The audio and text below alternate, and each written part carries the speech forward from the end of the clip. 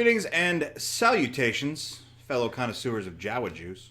It is I, Eric J. Chucky, joined, as always, by the boy. Hey. You asked for it. You're getting it. I'm sorry. I'm not. We're, as requested, when we talked about it in the big Star Wars movie homework podcast.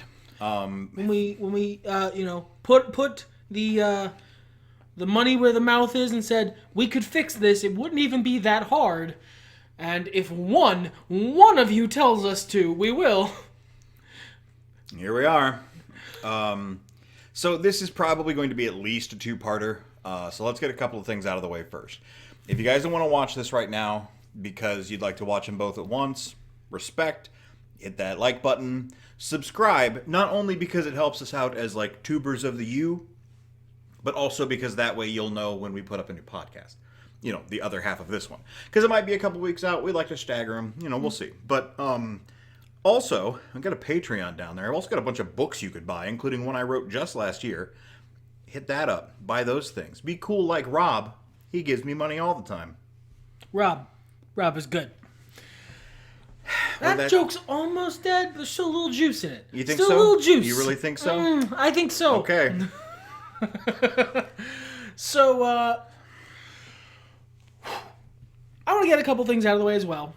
There are a few basic assumptions we're going to make about what is essentially what we're trying to do here. Well, as it so happens, I took notes on that very thing. Nice. You and I sat down a couple of days ago. You know this, but they don't, so I'm saying it again. And we hashed this out, doing homework more than we usually do, even for the Gauntlet podcasts. Yeah. We decided to sort of crap that together on the day of, but this was like, no, we need to sit down and hash this out. If we're saying that we, incredibly arrogant, smart-ass, nerd internet people that we are, could fix Star Wars, then we should at least be willing to put in, like, less effort than the runtime of the movies to try.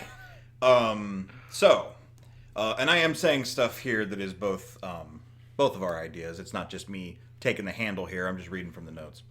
Our goals. Fix the busted character development. Make what's good great. Make what's dumb good. And leave as much alone as possible while accomplishing the above.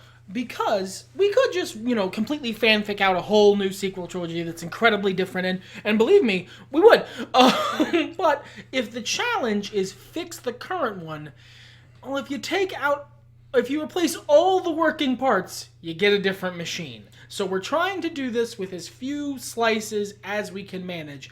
But still a lot, but as few as we can manage. I think we walked away with relatively few. And the things that we made in the moment that I was like, that's a little fanficky, they still came together to pull off the same execution in the end. So. Yeah, which is the goal. Yeah. I'll take the assumptions. Sure. There are basically three central assumptions that we're taking forward. One is that since we're, quote-unquote, fixing this, presumably we're the ones in charge for all three movies, so director infighting is no longer a factor. That's good because it's probably the biggest motivating factor for a lot of the issues in this trilogy, so that clears up a bunch of problems. The second thing is there's probably going to be small changes, we would think for the better because it's more to our taste, but small stuff in choreography, acting, editing. There's just little nitpicky things that both of us would want to fix that we just don't want to waste your time going over too hard. We'll mention them as they become super necessary. Like, for example, we might want to fix delivery on certain lines in the first movie so they're not as awkward or so that they're more in service to our vision, which we'll get to in a moment. However, we would never touch the sacred Jedi texts because that was delivered perfectly. And there are some things we also don't agree on in terms of quality, so you really like the teasing Finn Rey romance, so... Hey! Do not lie to them! Do not lie to them! I can't think anything else I just mentioned would possibly be unloved, so... And then the last thing is, the stuff that happens in the expanded universe does not matter. So, this includes both the old Legends content and... stuff like, The Mandalorian and other stuff. It's It's too much. We're basically making this in a vacuum. I mean, there might be some stuff we pick and choose, but like, you know, not that we have a wide enough audience that y'all are going to do this, but if someone's like, well, how can this person be in this place when in the comics that came out after the movies came out said that they were in this place? Fuck you. Well, those comics don't exist in this alternate universe because where we fixed it. They hired us. Different for some comics reason. happened where they were somewhere else. Also, please write more of your pedantic comments in the comments section and then upvote. Or downvote. It doesn't fucking matter. It's all engagement, bitch. You can't win. So the biggest thing that when we sat down to fix this, because my God, that was weird enough in and of itself, was us asking ourselves, well, what is the point of this series? Because that's the one question that you're here to answer. Like, if you're going to try to fix this, you need to know what your goal is. So that was that question. What is the point of this series beyond we'd like to sell some merch? Which, of course, is the main goal of all Star Wars movies and all Star Wars properties. But you came up with the idea that it was to end the Skywalker saga, and I would agree. Yeah, and I mean, that's what they marketed it as. You know, this is the end to the Skywalker saga of movies, so if it's going to be the end, that's the point. To close off storylines, to give closure to plot lines, and to leave a good, usable surface upon which people can build new stories. With the emphasis on new. Yeah, new. Because as much as I bag on The Last Jedi, I really like its philosophical approach to how Star Wars should be going forward. It just doesn't work as the middle movie in a franchise. Sure. Now, there's obviously some things we're going to keep. It's not like, oh, I've killed all of the Force ghosts so you can never see Yoda again or whatever. That's dumb. But, you know. The idea isn't to, like, blow the entire galaxy up and start fresh. It's to basically provide a new jumping off point. Provide the end of Return of the Jedi to what comes next. Yeah. So, we will be starting at the beginning appropriately with The Force Awakens. I think this is more my nitpick than yours, so I will go ahead and start off embellishing on it. Problem number one, we're fixing The Force Awakens. And we tried to do as little as possible in this because it sort of serves as our guideline. This is the thing that starts all of our stories. The idea, if we're not changing too much overall, you kind of got to start with the same basic outline. So we're not moving too much around about The Force Awakens. Most of it's characterization stuff, and then one big plot change. It doesn't matter in the long term. It's just both of us hate something. So, the thing I would really like to fix is Finn's characterization. And this is deeply personal for me, but I also think it helps the next two movies as well in hindsight. One of the biggest things I was disappointed by when I got to see The Force Awakens was that, like, literally my fan in OC, I mean, not to that degree, but, like, if I ever invented a character from Star Wars, it was this rogue stormtrooper who quit the job and went out on mercenary business, and he was cool, and they were giving that to me in the ads.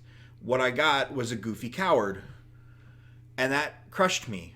So I would love to see him as a young soldier traumatized by the rigors of war, not a cowardly goober in over his head. and when we say young soldier, we mean that. Like, the mission where he fucking... when he goes, oh, you know what? I'm gonna head out. That's not his first mission. The idea is that he was a member of the First Order. He did missions. He did fighting. He's killed people. He's not a complete goober who was a janitor last week. Although, for very important plot reasons, he needs to have been a janitor for at least a bit. Yeah. I'm thinking maybe he's been doing this for a month or two. You know, this is just his breaking point, not his I have seen the fires of war and can't handle it, turns out, but more like I'm not cool with this. I gotta go. We're also going to cut out his weird obsession with Rey from a romantic standpoint. It never gets fully explored. It's never fully explored. It's never useful. No. The only thing it helps is that he wants to make sure she's safe. But that could also be represented by him being, a good person. No, yeah. You don't... actually, there's a fun spoiler for people about life. You don't have to want to fuck someone to want the best for them. I know that's surprising, but it is in fact true. So it's not necessary. It's not useful in subtext. It's never touched upon, really. It's never like it's not important. It's at best teased. At best, it's not useful. So we're brooming it. This will help us out in the third movie in completely removing his role as Man Who Screams Ray. Yeah, he's going to have a different role in the third movie. We'll get there. But Man Who Screams Ray and does nothing else important is not a good role for an actor as talented as fucking John Boyega. So we're going to give him something better to do. Sure. Why don't you handle the other half of this major switch here? Because this one's my bitch. So... I also don't like it, but... We're going to change Poe's characterization. Partially in, mirror to Finn. Because... you do need kind of a more comedic, funny character. And Poe does that well because he opens the first two movies being really funny. But he's also super cool. And he's the Han Solo. Well, with the change that we're making to Finn, he's going to take up much more of the Han Solo cool, disaffected, hard man sort of character. Which makes sense being brought up in the First Order that he would have those aspects. So... Poe's characterization shifts a little bit. We're going to make him a fallible, sort of cornball, goofy dude who is an incredibly talented pilot, but does not, trust himself to do anything else and does fuck up when he does other things. Not, as you have so helpfully put here, Jesus Christ, but in an X-Wing. He's allowed to be Jesus Christ in an X-Wing, but nowhere else. I still think it's important that he have a big impression on Finn. When they first meet, he needs to be the one who gives Finn a name. But I think that fits in just as well with a kind of fun everyman. Fun everyman, instead of it being an intentional dig, I'm calling you Finn. I'm cool, and I'm not saying that, so I'm calling you Finn. It's... Finn, like Finn. I could call you Finn. Yeah, it's kind of on the edge there in the movie, so let's push it over into the fun part. And it does lead to one really good moment. If you still have, because Poe also, there might be some small changes of the plot because Finn is a much more present character than Poe in the first movie. Poe kind of does vanish for a big part of it, but. Well, I have notes here actually. Some of that tonal shift can go to Rey. She's in the first film very. Fangirl about Han Solo and Luke Skywalker, the rebel. That could be funnier. Yeah, and it's pretty good now, but we can still have that lightheartedness, put it a little more on her. But an important part is there's a line that Finn says when Poe finally gets behind the wing of an X-Wing, that's working properly, and he just absolutely BTFOs the First Order because he's Jesus when he's behind an X-Wing. Finn goes, "That's one hell of a pilot." And that line from the version of Finn in this movie is a much different line. Instead of being a weird, out of place, look everyone, that character's cool. Buy his merch, buy it today. It's Finn, it's game recognizes game. Yeah. That's more powerful. Yeah, less, wow, golly, what a good flyer, and more, that's one hell of a pilot. That's one hell of a pilot. I should go. And that's... hold on.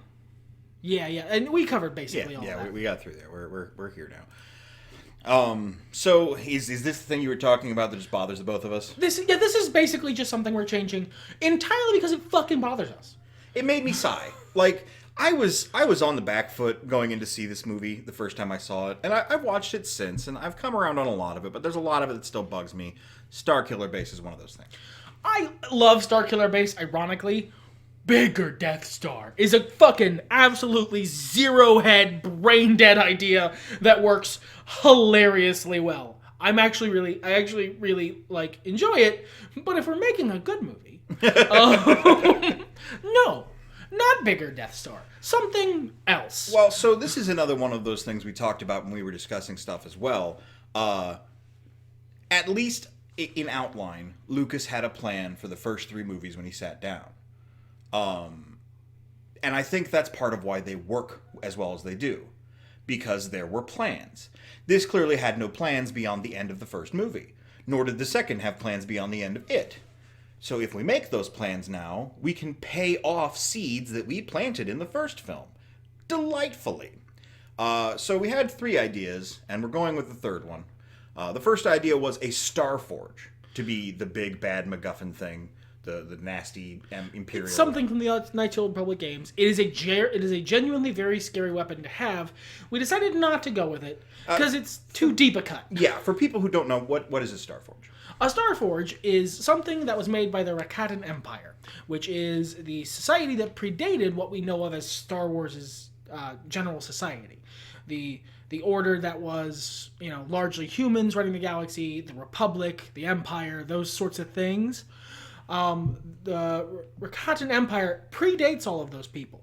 They made a giant weapon that is powered by the dark side of the Force, and it is basically a humongous space station that can make material from pure dark side energy. So it can basically produce an infinity number of star destroyers. That's scary AF. And it would be a great thing where maybe work some of that in one of the later movies. Sure. But I honestly thought that's where they were going with the original Rise of Skywalker, because look at all those Star Destroyers. Where the fuck did they come from? A Star Forge is a great explanation. They didn't do that. I remember. She just has a bunch of money. Yeah. But for the first movie, it's too deep a cut, so we're not going with it. No.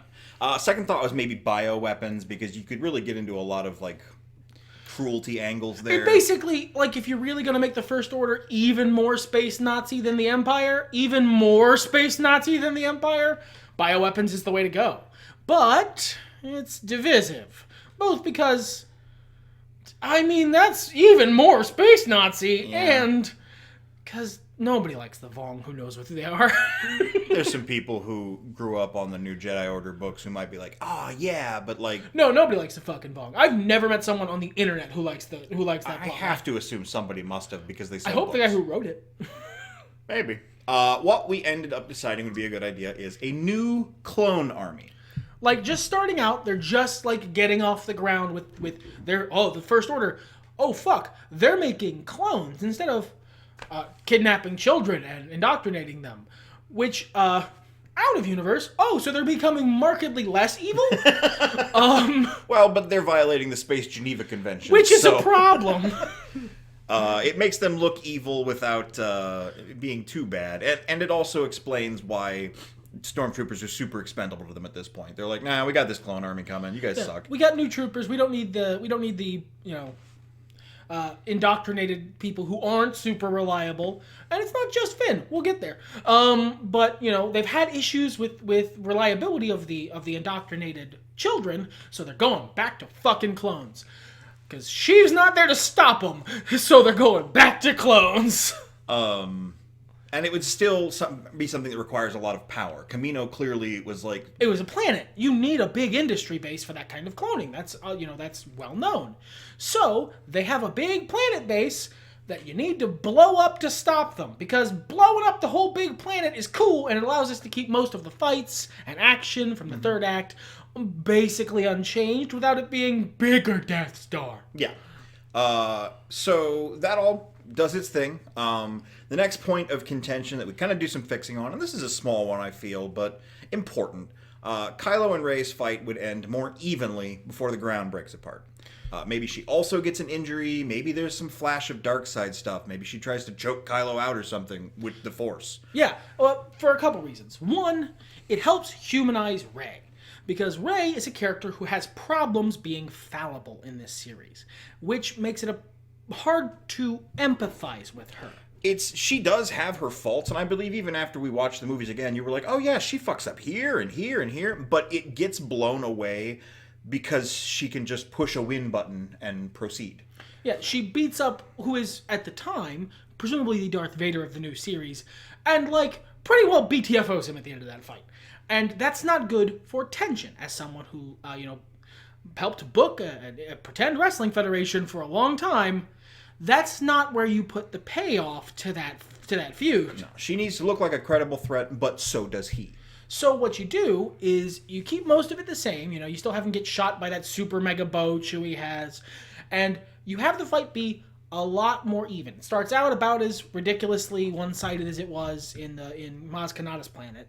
And then over the course of the fight, Rey gets better and better and better and better and better instead of remaining on the back foot until she suddenly gains magic force powers. She's still doing something that doesn't quite make sense. She's getting better way too rapidly. Mm-hmm. And, like, maybe have some very, like, overt force stuff where she's, like, tries to choke him out and he, like, shakes it off. But she's just getting better with a lightsaber way too fast. Maybe not hilariously fast, but fast enough that the audience should know something is weird. We could even do a really good directorial thing where at some point when she's going for a good blow, she holds her weapon exactly like Kylo has. Yeah, and like that's why he knows how to block it or something. Yeah, starts to mirror him a little bit. Sure. We'll get there. We're going somewhere with this. But we need to start laying the seeds for that now. Now this one is your contention. I agree with it, but please.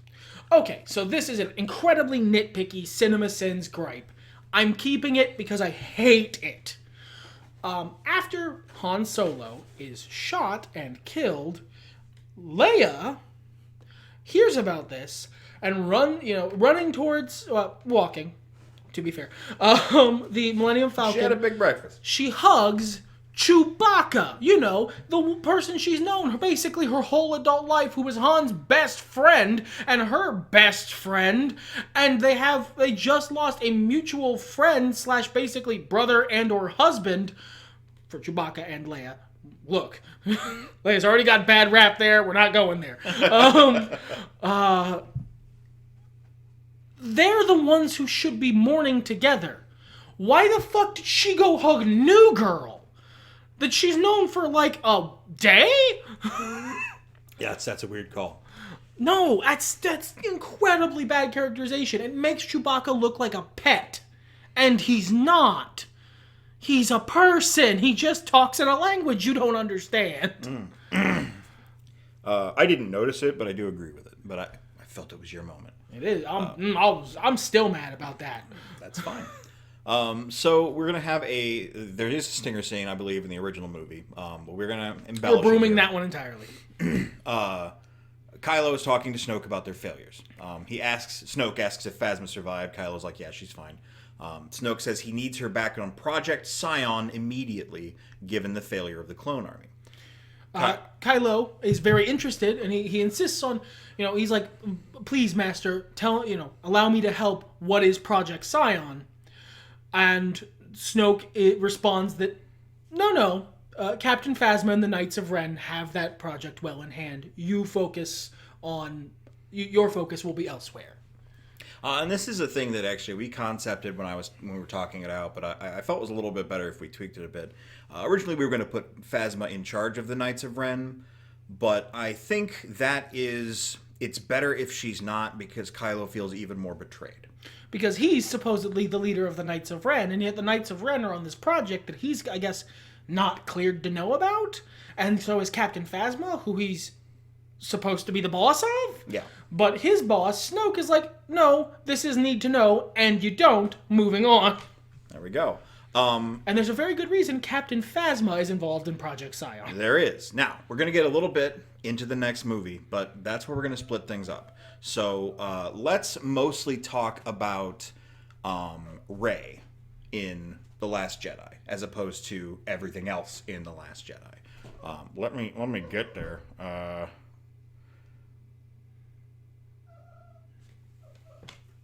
There we go. Yeah, here we are.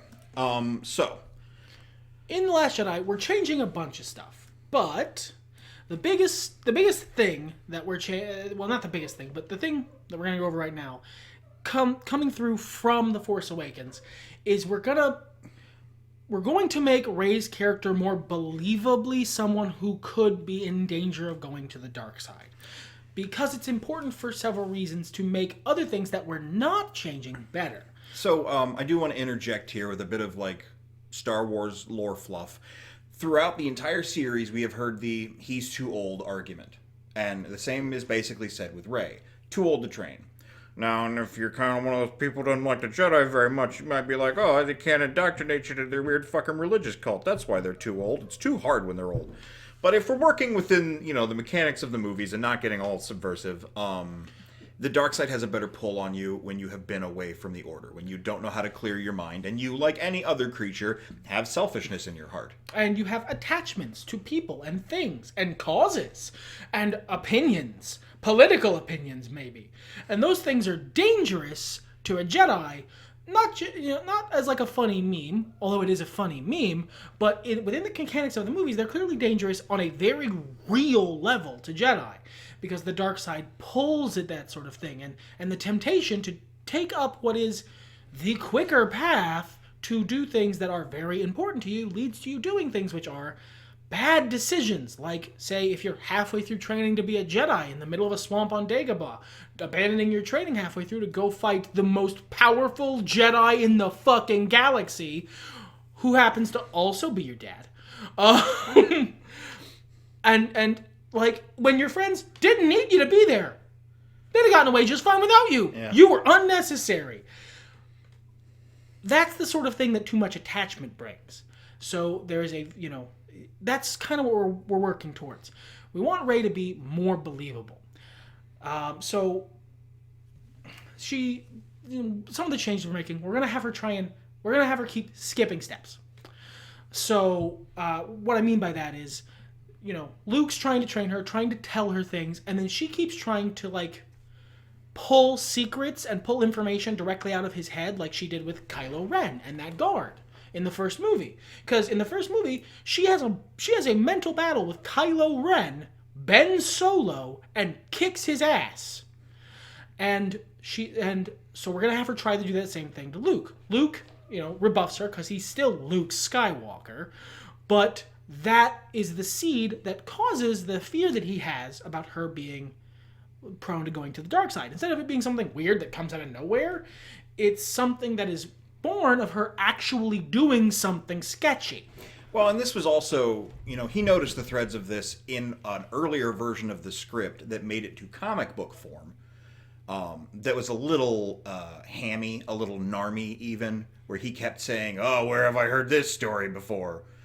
Because it follows similar steps. We only need to do that once, but hammer it home a little bit more. I have seen this kind of strength before in my father. Yeah, make it clear that she's incredibly powerful in the Force. Rey is a Force nexus like Anakin Skywalker. Just unbelievably strong naturally, so she's able to do things that are very challenging for other people who use the Force. Like, try and pull the secret of how to do a Jedi mind trick out of Kylo Ren's head when she didn't even know what that was before. And try and, pull information on how to use the Force physically from Luke, who's trying to train her how to do it the right way. So, hold on. I keep losing my place in these notes. There we are. If, we can embellish stuff like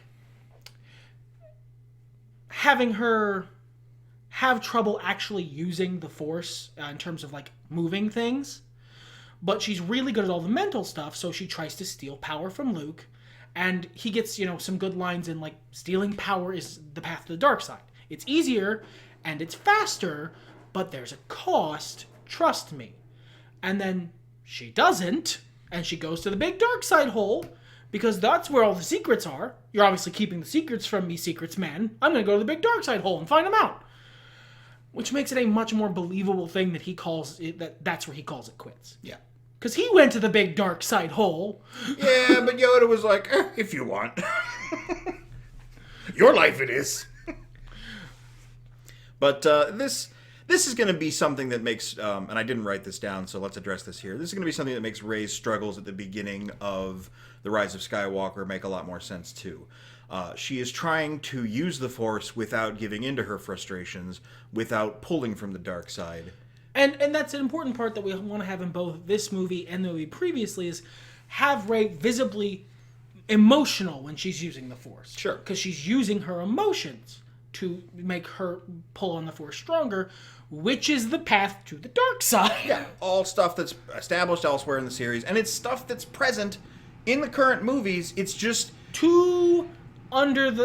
too much subtext. For as an important of a point as it is to round out this great character, you bury it. You have given more attention to dumbass romance subplots that don't go anywhere. And it makes other things better moments. Yes. Like, at the end of the movie, this is something we'll probably cover mostly in the next podcast, but we're still going to have the scene where she lifts all those fucking rocks.